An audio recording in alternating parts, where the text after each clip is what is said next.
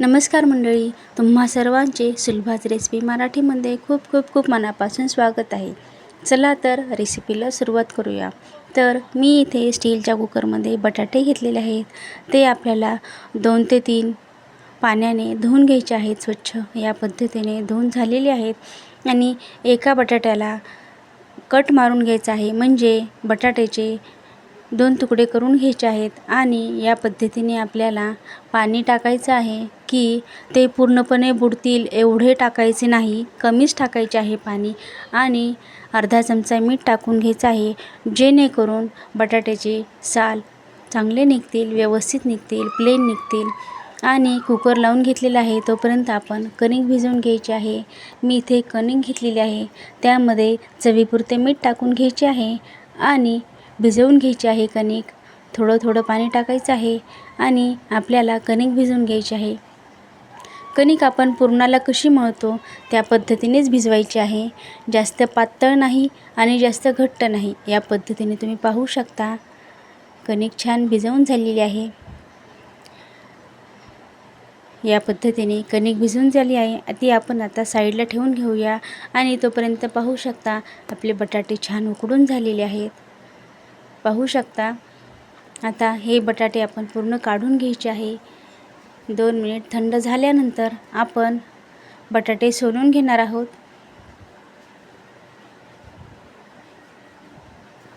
पाहू शकता व्यवस्थित साल निघत आहे.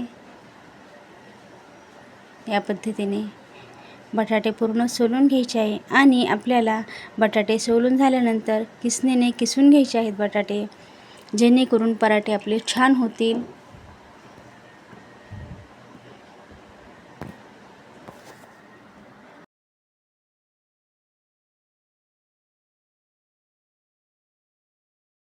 आणि बटाटे पूर्ण सोलून झाले आहेत. आपण आता किसणीने किसून घ्यायचे आहेत. पाहू शकता या पद्धतीने बटाटे पूर्ण किसून झाले आहेत. त्यामध्ये आपल्याला आता मसाले टाकून घ्यायचे आहे. अर्धा चमचा हळद, 1 चमचा मिरची पावडर, 1 चमचा धने पावडर, चवीपुरते मीठ, थोडीशी कसुरी मेथी आणि भरपूर अशी कोथिंबीर टाकून घ्यायची आहे.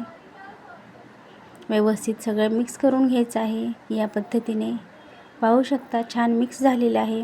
आणि आपण आता पराठे करण्यासाठी पूर्ण तयारी झालेली आहे. आपण आता पराठे तयार करून घेऊया. तर दुसरीकडे मी तवा तापत ठेवलेला आहे. तेलाचा हात घेऊन छोटासा गोळा घ्यायचा आहे आपल्याला कणकेचा आणि त्याची पारी करून घ्यायची आहे. त्या पारीमध्ये जेवढी कणिक असेल त्याच्या दुप्पट आपल्याला बटाट्याचे सारण घ्यायचं आहे. या पद्धतीने पारी करून घ्यायची आहे. पाहू शकता 2 अंगठी मध्यभागी आणि बाकीची बोटं बाहेर फिरवत फिरवत आपल्याला पारी करून घ्यायची आहे. आणि पाहू शकता कणकेच्या दुप्पट मी इथे बटाट्याचे सारण घेतलेलं आहे. आणि ते पूर्ण कोरड्या कणकीमध्ये असं हे करून घ्यायचं आहे, डीप करून घ्यायचं आहे. या पद्धतीने पाहू शकता. आणि या पद्धतीने आपल्याला कणकेची पारीवरती आणि बटाट्याचे सारण आत घालून असं दोन्ही हाताने दाबत दाबत व्यवस्थित उंडा करून घ्यायचा आहे. पाहू शकता छान उंडा तयार झालेला आहे. आणि आपल्याला आता कोरड्या कणकेमध्ये डीप करून घ्यायचं आहे. या पद्धतीने पाहू शकता. आणि उंडा मी ज्या पद्धतीने करते त्या पद्धतीने जर करून घेतलं तर बटाट्याचं सारण व्यवस्थित पराठ्याला सगळीकडे लागल्या जातं. कुठे कणिक राहते, कुठे बटाट्याचं सारण जातं, असं बिलकुल होत नाही.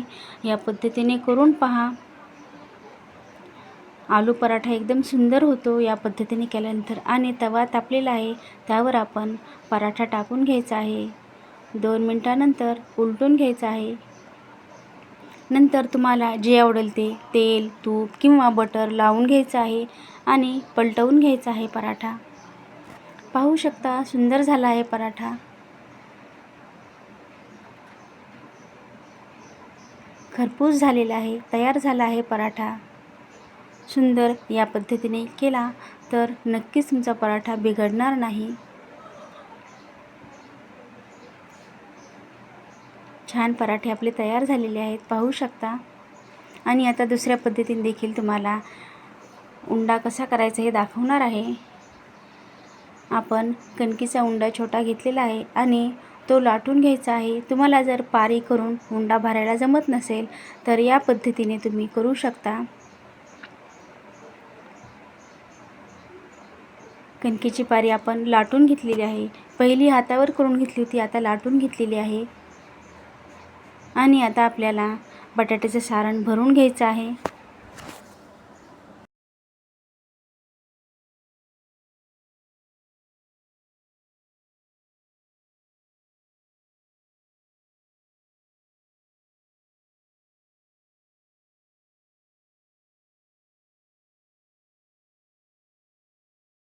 इथे तुम्ही पाहू शकता या पद्धतीने आपण पारी लाटून घेतली आहे, ती वरती घ्यायची आहे आणि बटाट्याचं सारण आत घेऊन दाबून व्यवस्थित उंडा करून घ्यायचा आहे.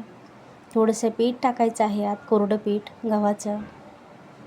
पाहू शकता सुंदर उंडा तयार होतो. या पद्धतीने देखील केला तरीसुद्धा.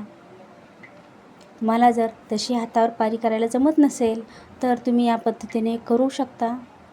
पाहू शकता छान उंडा तयार झालेला आहे आणि आपण आता कोरड्या पिठामध्ये डीप करून घेणार आहोत.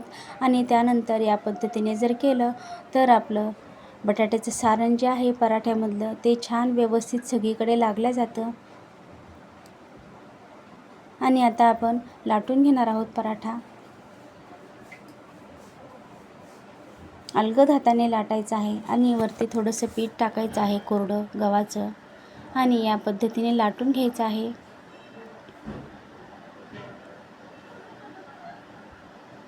पाहू शकता पराठा एकदम सुंदर होतो. आणि आपण आता हा पराठा तव्यावर टाकून घेणार आहोत भाजण्यासाठी. पाहू शकता सुंदर पराठा तयार झालेला आहे. या पद्धतीने नक्कीच करा आणि तुमची रेसिपी कशी झाली ती मला नक्कीच कमेंट बॉक्समध्ये सांगायला विसरू नका.